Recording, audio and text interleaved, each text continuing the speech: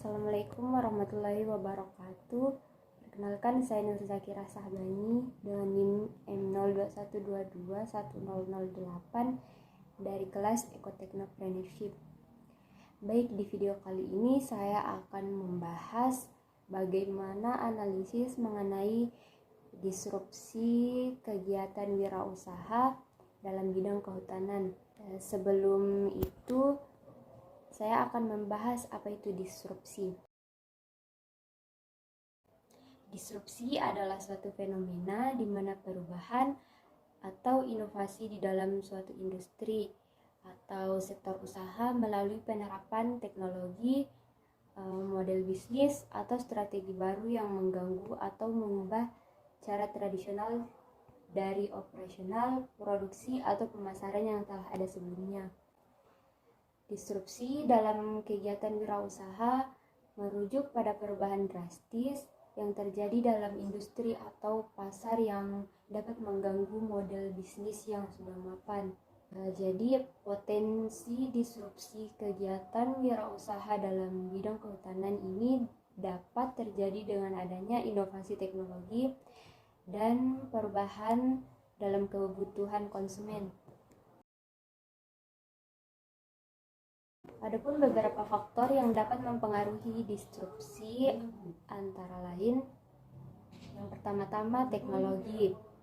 Perkembangan teknologi seperti penggunaan drone misalnya pada pemetaan kawasan hutan, analisis data perkiraan cuaca, dan sistem monitoring yang canggih dapat mengubah cara pengelolaan hutan. Selain itu, teknologi dalam bidang biomaterial seperti kayu buatan atau bahan alternatif non-kayu juga dapat mengganggu kegiatan wirausaha dalam bidang kehutanan tradisional. Faktor yang kedua yaitu kebutuhan konsumen. Perubahan pola konsumsi masyarakat juga dapat mempengaruhi pasar produk-produk hutan. Permintaan akan produk non-kayu seperti produk biofarmasi atau produk kayu yang dilegalisasi secara etis dapat menggeser fokus wirausaha tradisional dalam produksi kayu konvensional. Faktor selanjutnya yaitu peraturan dan kebijakan.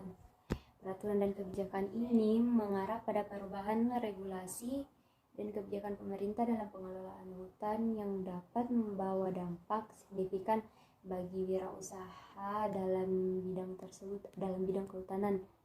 Baik, dalam menghadapi potensi disrupsi tersebut, wirausaha di bidang kehutanan perlu beradaptasi dengan cepat. Adapun beberapa strategi yang dapat dilakukan dalam menghadapi potensi disrupsi tersebut yaitu pertama-tama menerapkan teknologi. Pemanfaatan teknologi seperti pemantauan hutan secara real time atau waktu yang dalam penggunaan sistem analisis data atau penggunaan teknologi hijau dalam proses produksi kayu yang dapat membantu pengelolaan hutan yang lebih efisien. Strategi yang kedua yaitu diversifikasi produk.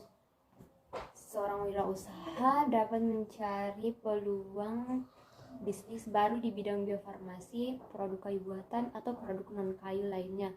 Hal ini dapat membantu menjaga keberlangsungan usaha dalam menghadapi perubahan permintaan konsumen. Strategi yang ketiga yaitu pengembangan pasar.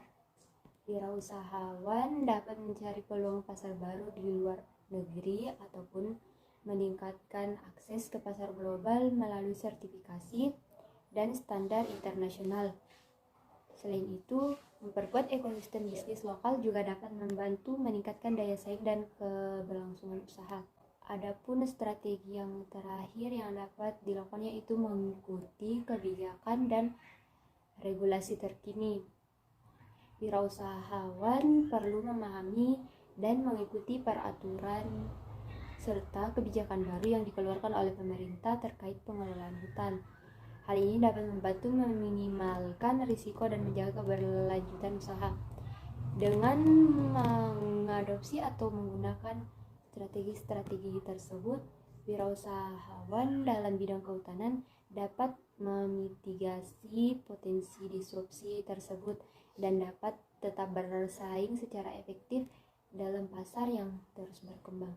Mungkin itu saja pembahasan mengenai potensi disrupsi dalam bidang kehutanan. Kurang lebihnya mohon dimaafkan. Assalamualaikum warahmatullahi wabarakatuh.